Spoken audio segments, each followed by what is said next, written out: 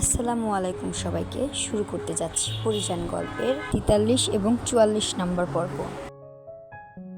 নিস্তব্ধতা গ্রাস করেছে পুরো জমিদার বাড়িতে। কোথাও কোনো শব্দ নেই। ঝিঝি পোকারাও মুখ বন্ধ করে রেখেছে। তারাও বুঝেছে এই পুরনো আমলের বাড়িটি একটা মৃত্যুপুরী। এই বুঝি কোনো শব্দ হলো, এই বুঝি লাশ পড়ল। নতুন খেলা শুরু হয়েছে যেন। বাঁচা মরার খেলায় জয়ী হবে কে তা বলা বাহুল্য। পরীর দিকে তাকিয়ে আছে শায়ের। পালককে কেন মেরেছে তার উত্তর সে দেয়নি এখনও। দিবে কিনা তাও শায়েরের ভাবান্তর দেখে বোঝা যাচ্ছে না। সে শুধু পরীকে দেখছে। প্রিয়তমার সৌন্দর্যে ঝলসে যাচ্ছে হৃদয়। চোখ জ্বলছে, তবুও মন ভরছে না। পরীর নতুন রূপের দগ্ধ হচ্ছে সে। চোখ থেকে অশ্রু ঝরছে পরীর। সে পারছে না স্বামীর কাছে কঠোর হতে। এত কিছু জানার পরে ওর মনে হচ্ছে কোথাও একটা কিন্তু রয়ে গেছে, যা পরী এখনও জানে না। নওশাদ যে সম্পূর্ণ সত্য বলছে তার তো কোনো প্রমাণ নেই। শুধুমাত্র নওশাদের কথার ওপর ভিত্তি করে সে শায়েরকে দূরে সরিয়ে দিচ্ছে। এটা হতে পারে না। পরী অশ্রুসিক্ত আঁখি মেলে শায়েরের দিকে তাকালো। কথার প্রসঙ্গ পাল্টে বলে, আমাকে ভালোবাসবেন মালি সাহেব? চমকে তাকালো শায়ের। পরী আবার তার মত বদলে ফেলেছে।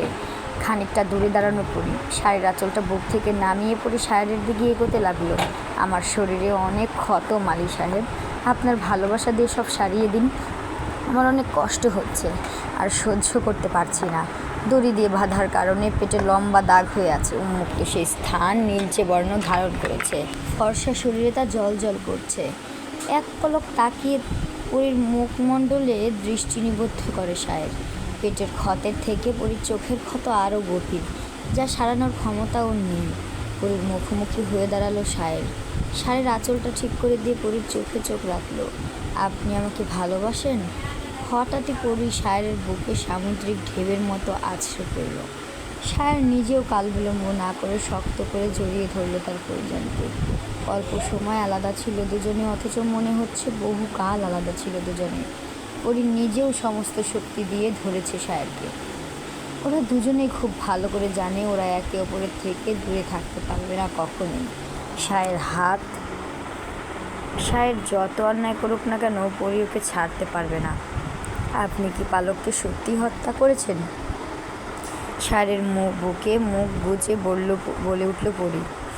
শায়ের দেরি না করে জবাব দিল, আপনাকে মিথ্যা বলার সাহস আমার নেই পরিজান। হ্যাঁ, আমি পালককে মেরেছি। শায়ের বন্ধন থেকে নিজেকে মুক্ত করে পরী। চোখের জল মুছে বলে, কেন মেরেছিলেন তাকে? সে কি ক্ষতি করেছিল আপনার? আমার মাঝে তৃতীয় ব্যক্তি আমি পছন্দ করি না, তাই পালককে মরতে হয়েছে। শুধু তাই নয়, শেখরকেও রাখিনি, ভবিষ্যতেও কাউকে আসতে দেব না। বেশ শান্ত স্বরেই জবাব দেয় শায়ের। এতে কিছুটা রেগে গিয়ে পরী বলে, এই জন্য আপনি পালককে মারবেন কেন? ভালোবাসা চাও কি অপরাধ? আপনি তো বলেছিলেন মেয়েরা ফুলের মতো, তাদের শুধু ভালোবাসার জন্য সৃষ্টি করা হয়েছে, লড়াই করার জন্য নয়। তাহলে আপনি কেন মারলেন তাকে? আমি তার সাথে লড়াই করিনি, তাকে তার প্রাপ্যটুকু দিয়েছি। ভালোবাসা নিয়ে নোংরা খেলা আমি পছন্দ করি না। কেমন দেখলেন খারাপ তার মাঝে আপনি? আমার মাঝে তৃতীয় ব্যক্তির আগমন আমি হতে দিব না। আপনি ওই প্রসঙ্গ বাদ দিন। আমি আর এই বিষয়ে কোনো কথা বলবো না। পরী মুখ ফিরিয়ে নিল। বিতৃষ্ণায় ভরে যাচ্ছে মনটা। সে আর শায়েরের দিকে তাকালো না। তখনই শায়ের কক্ষ ত্যাগ করে। কিছুক্ষণের মধ্যেই আবার ফিরে এলো। হাতে করে সে একটা মলমের কৌটো নিয়ে এসেছে। কাছে এসে পরীর হাত ধরে বলে, এদিকে আসুন, মলম লাগিয়ে দিচ্ছে। যত রাগ শায়েরের উপর পরী দেখাক না কেন, দিন শেষে শায়েরের স্পর্শ পেলে পরীর রাগ মিলিয়ে যায় নিমেষেই। এই পুরুষটিকে সে ফেরাতে পারে না কিছুতেই। পরীকে পালঙ্কের উপর বসিয়ে আঁচল সরিয়ে দেয়। শক্ত করে বাঁধার কারণে দাগটা হয়েছে। শায়ের হাত বুলায় নিচের দাগে, তারপর মলমটা লাগাতে থাকে। আপনাকে বেঁধেছিল কে? নওশাদ? না, কবির। ওকে মেরে ভালো করেছেন, না হলে ওকে আমিই মেরে দিতাম। কেন? আপনাকে ছুঁয়ে এসেছে, ওর বেঁচে থাকার অধিকার নেই। মৃদু হাসে পড়ি। আমাকে ছুঁয়েছে বলে আপনি কবিরকে মারতে চান? আর কবির আমার আপাকে ছুঁয়েছে বলে আমি তাকে মেরে দিয়েছি। আমার মাঝে অনেক তফাৎ, তাই না? আমার মাঝে তফাৎ আছে পরিজান। আপনি পবিত্র একটা ফুল, আর আমি ভুল মানুষদের প্রিয় থাকতে নেই। তাই তো আমার প্রিয় আমার থেকে হারিয়ে যাচ্ছে। বলুন না, পালক কি এমন পাপ করেছিল যে আপনি তাকে এই শাস্তি দিলেন? শায়ের দাঁড়িয়ে গেল। বারবার একই প্রশ্ন কেন করছেন? এই প্রসঙ্গ বাদ দিন, তাহলে বের হয়ে যান এখান থেকে। শায়েরের উত্তরের আশা না করে ওর হাত ধরে টেনে ঘর থেকে বের করে দিয়ে দরজা আটকে দিল পরী। দরজা ঘেঁষে মেঝেতে বসে পড়ল রবি। হাঁটুর উপর মাথা রেখে চোখ বন্ধ করে নিল। পানিতে ভিজে উঠল ঘন পাপড়িগুলো। পরি বলে উঠল, আপনার সাথে আর যেন কখনো না দেখা হয় মালি সাহেব। আপনার জন্য আর কেউ না আসুক বা না আসুক, আমি আসবো পরিজান। আমার ভালোবাসা একটু কমবে না পরিজান। সারা রাত ওভাবেই কেটে গেল দুজনের। পরি দু চোখের পাতা এক করতে পারেনি। সকাল হতেই সে ঘর থেকে বের হয়। দরজার পাশেই সায়েরকে হেলান দিয়ে বসে থাকতে দেখে চোখ বন্ধ সায়ের। বোঝাই যাচ্ছে সে ঘুমাচ্ছে। পরি ওখান থেকে চলে এলো। অন্দরের উঠোনে এসে পুরো বাড়িতে চোখ বুলালো। পরির মনে পড়ল সোনালির কথা। কত কানামাছি খেলেছে সে বোনের সাথে। সোনালির চোখ বেঁধে পরি চারপাশে ছোটাছুটি করত। সাথে রূপালিও এসে যোগ দিত। 3 বোন মিলে মাতিয়ে রাখত জমিদার বাড়ি। কিন্তু আজ সেই বাড়িকে মৃত্যুপুরী মনে হচ্ছে। সময়ের ব্যবধানে কত কিছু বদলে গেল। পরি রূপালির ঘরে গেল। পিকুল ঘুমাচ্ছে, রূপালি বসে আছে। পরি ঢুকতেই রূপালি সোজা হয়ে বসে। পরি কিছুক্ষণ রূপালিকে দেখে বলে, আব্বা কেন আমাকে মারতে চায় তা আমি পুরোপুরি জানি না আপা। তুমি কি জানো? আর কিছু না লুকিয়ে সব বলো আমাকে। কাছে আয়, বস এখানে। পরি বসলো রূপালির পাশে। বড় আপা প্রাণবন্ত ছিল জানিস পরি। সে না বলা কথা বুঝে যেত। আম্মার মনের কথা সবচেয়ে বেশি বুঝতো বড় আপা। আপা যখন ছোট তখন সে দেখতো কাকা আম্মার সাথে খারাপ আচরণ করে, কিন্তু আব্বা কিছুই বলে না। সব জেনেও কেন আব্বা কিছু বলে না, এটা আবার ভালো লাগেনি। সব সময় এসব চিন্তা করতো আপা। তবে তার উত্তর পেত না। রাখালের সাথে প্রেম করার পর ওর প্রশ্নগুলো চাপা পড়ে যায়। কিন্তু আবার সেই প্রশ্ন সামনে আসে যেদিন কাকা আম্মাকে বৈঠকে একা পেয়ে সুযোগ নেয়। ওই দিন আপা আম্মাকে বাঁচায়। সেদিন আব্বার সাথে আবার অনেক ঝগড়া হয়, যার ফল ভোগ করে আম্মা। আব্বা এখনও আম্মার গায়ে হাত তোলে। এই জন্যই আম্মার শরীর সবসময় অসুস্থ থাকে। আমি এখানে না থাকলেও জানি যে পালক সব জানতে পেরেছিল। আম্মার শরীরের দাগগুলো দেখে পালকের বুঝতে বাকি থাকে না এসব কিছু আব্বার কাজ। পরি আমাদের আম্মার ঘরে ঢোকা নিষেধের একটাই কারণ ছিল, তা হলো আমরা যেন জানতে না পারি আব্বা একটা নরপিশাচ। আমরা কোনো ভুল করলে আব্বা আম্মাকে প্রচুর মারত। ছোট আম্মাও কম মার খায়নি। জুম্মানকে আব্বার সাথে করে নিয়ে গেছে পরি। ওকেও আব্বার নিজের মতো তৈরি করবেন। তার প্রতিবাদ করতে গিয়ে ছোট আম্মা এখন নিজেই ঘরে বসে আছেন। কী হয়েছে ছোট আম্মার? জুম্মানকে সে খারাপ হতে দিবে না, এই প্রতিবাদী তার কাল হয়ে দাঁড়িয়েছে। আব্বা আঘাতে রক্তাক্ত করেছে তাকে। আম্মা এখন তার কাছেই আছেন। যাই হোক, পরের কথাই আসি। পালক সব পুলিশকে বলে দিত বিধায় তাকে মেরে ফেলা হয়েছে। আর সোনা আপাকে কেন মেরেছে? সোনা আপা সব সত্য জেনে গিয়েছিল। তুই জানিস বন্যার সময় অনেকে মারা গিয়েছিল। ওরা অসুখে মারা যায়নি, ওদের মেরে ফেলা হয়েছিল। তারপর ওদের দামি অঙ্গ প্রত্যঙ্গগুলো চড়া দামে বিক্রি করে দেন আব্বা। এই কাজ অনেক আগে থেকেই করে আসছেন তিনি। ইতিহাসের কোনো জমিদারের চরিত্র ভালো ছিল না, আজও নেই। তাদের 2-4টে রক্ষিতা না থাকলে চলেই না। আম্মা যে কী কষ্ট করেছে তা আমি বুঝেছি কবিরকে বিয়ে করার পর। মেয়েরা সব কিছুর ভাগ দিতে পারলেও স্বামীর ভাগ দিতে পারে না। এতে স্বামী যত খারাপ হোক না কেন, কবির যখন অন্য নারীর কাছে যেত তখন আমি ওই রাতটা কীভাবে কাটাতাম তা তুই বুঝবি না পুরি। তুই এমন একজন পুরুষকে স্বামী হিসেবে পেয়েছিস যে শুধু তোর উপরেই আসক্ত। অন্য কোনো নারীর দিকে সে চোখ তুলে তাকায়নি কখনো, স্পর্শ তো দূরের কথা। আব্বার এইসব জঘন্য কাজে আপা প্রতিবাদ করে, কিন্তু আব্বা তা মেনে নেয় না। তিনি আম্মার উপর জুলুম করে আপাকে থামাতে। এতে আপা ক্ষিপ্ত হয়ে আব্বাকে খুন করতে যায়। আরও অশান্তির সৃষ্টি হয় তখন। আম্মা তখন আপাকে দমিয়ে রাখে। তোর তখন 4 বছর বয়স, কি বুঝবি অতটুকু বয়সে? আম্মা বুঝতে পেরেছিল যদি আপা বেশি কথা বলে তাহলে আব্বা আপাকে মারতেও দ্বিধাবোধ করবে না। তাই আম্মা আপাকে বাঁচানোর জন্য চুপ থাকতে বলে। কিন্তু তার হলো কই। রাখালের সাথেই পালিয়ে যাওয়ার সময় ধরা পড়ে যায়। রাখালকে অনেক মারে তখন। আপা সেটা দেখে আব্বার উপর আক্রমণ করে, তাই আব্বা সেদিন আপাকে মেরে ফেলে। কিন্তু গ্রামের সবাইকে এটা বলে যে আপা পালিয়ে গেছে। তুই প্রতিশোধ প্রবণের সেটা তুই ভালো করেই জানিস। আপাকে তুই সবচেয়ে বেশি ভালোবাসিস। অস্ত্র হাতে নেওয়ার সাহস তোর আছে। আব্বা সেটা ভালো করেই জানে। সুশীলকে তুই মেরেছিস সেটা জানতে পেরে আব্বার মনে ভয় ঢুকেছে। কারণ সে জানতো তুই একদিন না একদিন ঠিকই আপার মৃত্যুর কথা জানতে পারবি। আর সেদিন আব্বাকেও ছাড় দিবি না তুই। এই জন্য তোকে আগেই মেরে ফেলতে চেয়েছিলেন, কিন্তু আম্মা তোকে এই বাড়ির ভেতর আগলে রেখেছেন বলে তোর কোনো ক্ষতি হয়নি। আম্মা সবসময়ই অসুস্থ থাকে কী জন্য জানিস? তোকে বাড়ি থেকে বের করার জন্য বলতো আব্বা, কিন্তু আম্মা তা করতো না। সেজন্য আব্বা খুব মারতো আম্মাকে। আমরা যাতে না জানতে পারি তাই আমাদের আম্মার ধারের কাছেও ঘেঁষতে দিত না। দাদিকে তুই খারাপ ভাবতে পড়ি। আমিও ভাবতাম, কিন্তু একবারও ভেবে দেখিনি দাদি কেন এমন করতেন। দাদি নিজেও জমিদারের স্ত্রী ছিলেন, তাহলে সেও আম্মার মতোই কষ্ট পেয়েছেন। দাদি সবসময় আম্মাকে কাকার থেকে বাঁচিয়েছেন। শুধু কাকা নয়, আরও খারাপ মানুষের হাত থেকে রক্ষা করেছেন। সবার সামনে কঠোর থাকলেও আম্মার কাছে তিনি নিজের মা হিসেবে থেকেছেন। আমরা ভুল বুঝেছি দাদিকে। জানি না এর শেষ কোথায়। আমার ছেলের ভবিষ্যৎ কি? কিন্তু পড়ি, এখনও সময় আছে। শায়েরের সাথে চলে যা, তুই ওর সাথে ভালো থাকবি। পড়ি উঠে দাঁড়ালো, বলল, একটা অপরাধীর সাথে আমি যেতে পারবো না। আব্বার সাথে সেও অপরাধ করেছে, শাস্তি তো তারও প্রাপ্য। শায়ের অতটা পাপ করেনি যে ক্ষমার অযোগ্য। তুই পারবি ওকে ক্ষমা করতে? তাকে শাস্তি পেতে হবে, তাহলেই সে ক্ষমা পাবে। কক্ষ ত্যাগ করে পড়ি। যাওয়ার সময় জেসমিনের ঘরে গিয়ে তাকে দেখে আসে। খুব বাজেভাবে সে মেরেছে জেসমিনকে, যা দেখে রাগ দমাতে পারে না পড়ি। তাই নিজ ঘরে চলে যায়। শায়েরকে সে আগের মতোই দেখে, তবে এবার সে জেগেছিল। পরীকে দেখেই সে উঠে দাঁড়ালো। সারা রাত বিনা নিদ্রায় পার করে ভোরের দিকে চোখ লেগে এসেছিল শায়েরের। পরী ঘর থেকে বের হতেই ঘুম ভেঙে যায় ওর। তাই সে পরীর দিক ফিরে আসার অপেক্ষায় ছিল। পরী ফেরা মাত্রই সে সেদিকে দৃষ্টি নিক্ষেপ করলো। সে দৃষ্টি উপেক্ষা করে ঘরে ঢুকলো পরী। শায়ের বাইরে দাঁড়ানো। পরীর অনুমতি ব্যতীত সে ঘরে প্রবেশ করবে না। পরীর কাছে ঘরে ঢোকার অনুমতি সে চাইলেও না। পরী সেটা খেয়াল করে। কিছুক্ষণ এভাবে কেটে যাওয়ার পর পরী অধৈর্য হলো। সে ভেবেছিল শায়ের তার সাথে কথা বলবে, কিন্তু তা যখন হলো না, পরী নিজেই গেল শায়েরের কাছে। রাতে যেভাবে ওকে বের করে দিয়েছিল ঠিক সেভাবেই ভেতরে নিয়ে আসে।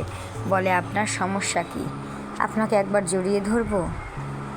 কণ্ঠে এতটাই মাদকতা ছিল যে পরীকে ভীষণ টানছে। শায়েরের চোখে সে না তাকিয়ে পালঙ্কে বসে পড়ল। শায়ের পরীর পায়ের কাছে বসে পড়ল, হাঁটুর উপর হাত রেখে বলল, চলুন না, আমরা চলে যাই। আমি আপনাকে হারাতে চাই না। নিজেকে নিয়ে আমার ভয় কোনো কালেই ছিল না। আমি শুধু আপনাকে চাই। দয়া করে ফিরে চলুন।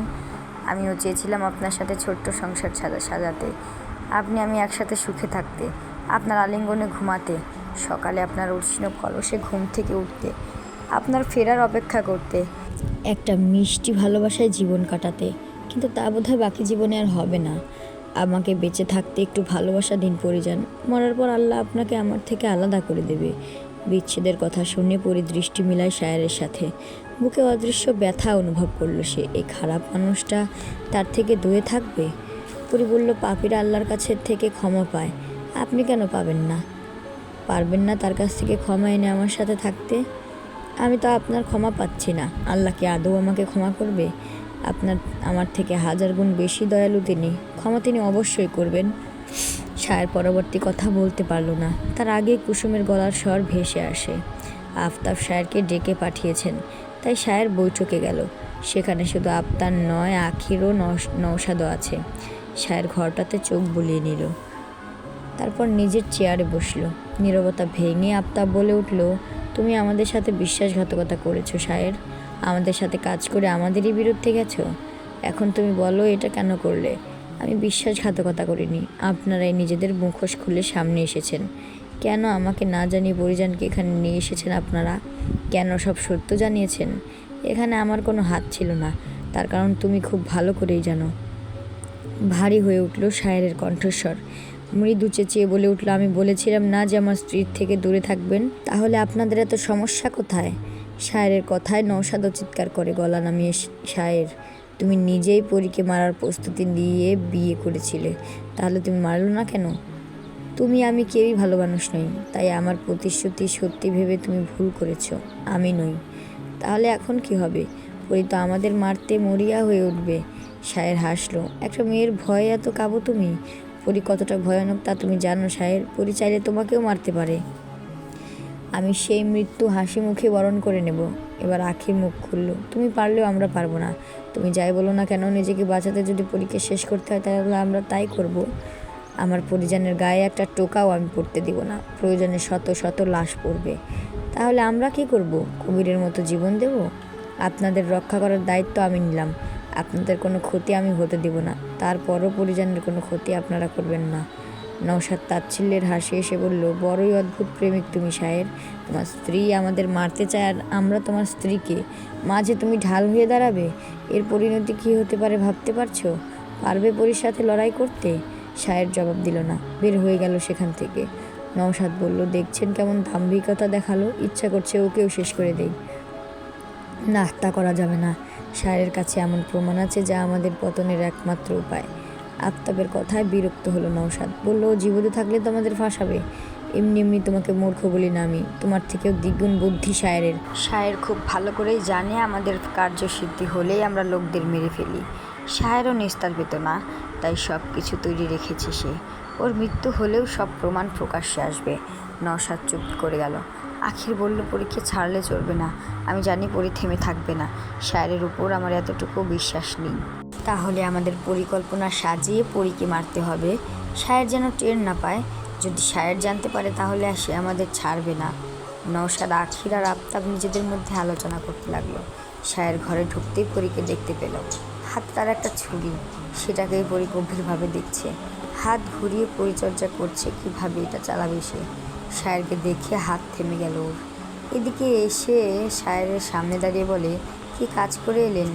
আমাকে মারার নতুন করে পরিকল্পনা করেছেন কি? মৃদু হাসে সায়ের। আপনি তো সব শুনেছেন, তাহলে আবার জিজ্ঞেস করছেন কেন? কথা বলল না পরী। ভাবলো সায়ের কি কোনোভাবে ওকে দেখে ফেলেছিল। পরী ওদের কথা লুকিয়ে শুনছিল। সায়ের দেখলো কিভাবে? আপনার উপস্থিতি আমি চোখ বন্ধ করে বুঝতে পারি। আপনার শরীরের প্রতিটা লোমের সাথে আমি পরিচিত। কখনোই আমার থেকে নিজেকে লুকাতে পারবেন না।